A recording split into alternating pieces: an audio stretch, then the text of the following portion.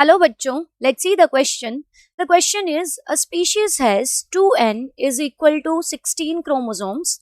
How many chromosomes will be found per cell in each of the following mutant species? And the given options here are, the given conditions are monosomic, autotriploid, trisomic, double monosomic, nullisomic. And the correct sequence of chromosomes from 1 to 5 are: first option is 15, 24, 17, 14, 14.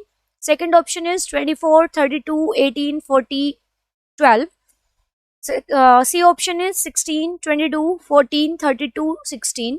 And the D option is 26, 34, 20, 42, 14. So let's see what is the key concept to solve the question. So question में जो हमसे पूछा है कि हमें एक species के set of chromosomes, means the species is diploid and it has 16 chromosomes. तो अगर हम mutant species की बात करें, अगर mutations हो जाए और species अगर monosomic बन जाए तो कितने chromosomes होंगे, autotriploid बन जाए तो कितने होंगे.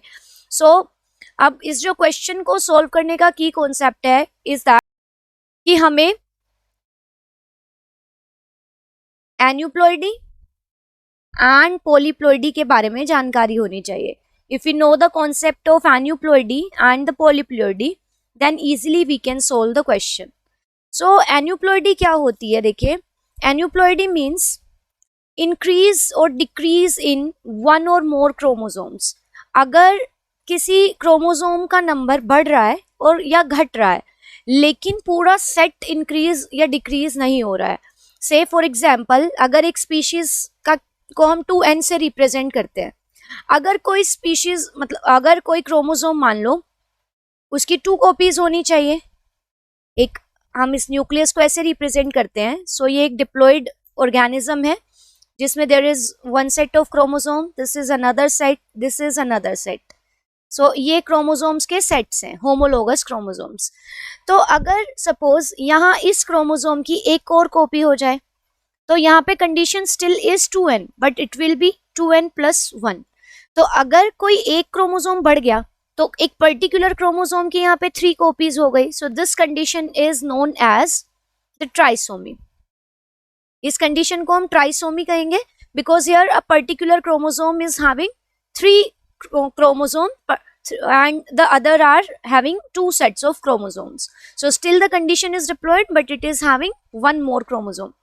इसी तरह से सपोज अगर कंडीशन हो जाए 2n + 2 कि किसी क्रोमोसोम की 2 कॉपी की जगह इस तरह से 4 कॉपीज हो जाए तो इस कंडीशन को हम 2n + 2 रिप्रेजेंट करेंगे. And if the condition is like एक क्रोमोसोम डिलीट हो जाए किसी पर्टिकुलर क्रोमोसोम्स में से तो उसको हम 2n - 1 रिप्रेजेंट करेंगे. एंड 2n - 1 इस कंडीशन को हम कहेंगे मोनोसोमी बिकॉज यार एक पर्टिकुलर क्रोमोसोम की एक सिंगल कॉपी रह गई है.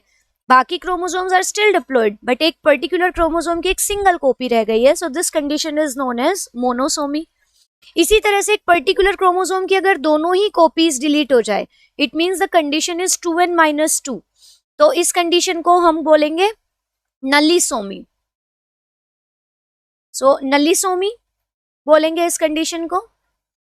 अब जो यहाँ पे पॉलीप्लॉइड इसी तरह से सो ऑन मतलब कोई पर्टिकुलर इंक्रीज और decrease in a particular set of chromosome तो इसको हम बोलेंगे aneuploidy.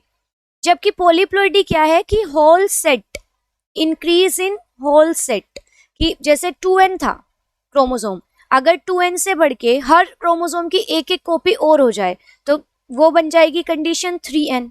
So 3n will be triploid. इसी तरह से अगर 2 कॉपीज बढ़ जाए हर क्रोमोसोम की तो condition will be 4n.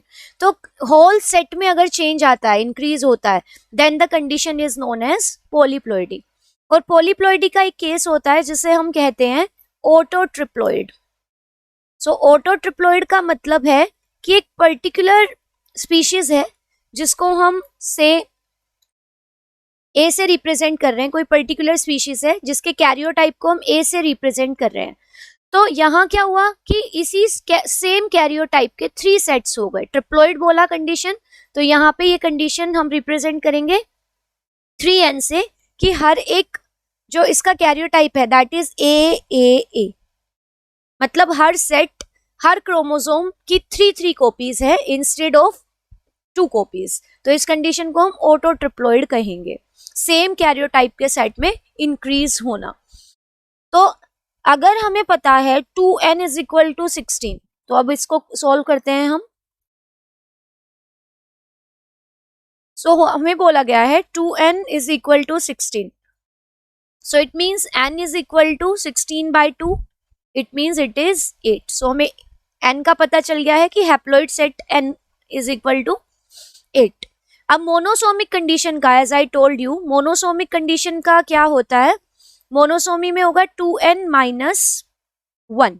So 2n यहाँ पे 16 है minus 1, so it will B 15. Auto triploid में आई सेड कि ये होगा हर एक क्रोमोसोम की 3 कॉपीज हो जाएंगी.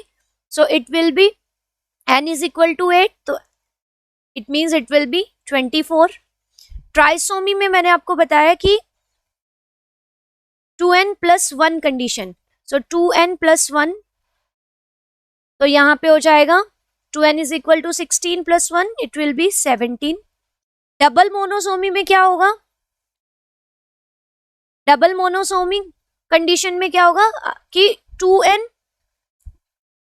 और अगर ये सपोज इसको ऐसे रिप्रेजेंट करते हैं डबल मोनोसोमी को कि ये एक सेट ऑफ क्रोमोसोम है, ये दूसरा सेट है, ये तीसरा सेट है, तो यहाँ पे इस सेट में से भी एक क्रोमोसोम गायब हो जाए, इसमें से भी एक, तो कंडीशन 2n माइनस 1 लिखेंगे. एक यहाँ से गायब हुआ, एक यहाँ से, तो 2 डिफरेंट क्रोमोसोम्स हैं, उनका एक एक काउंटर पार्ट अगर गायब हो जाए तो ये होगा 2n minus 1, so it will be 16 minus 1, so it will B 14.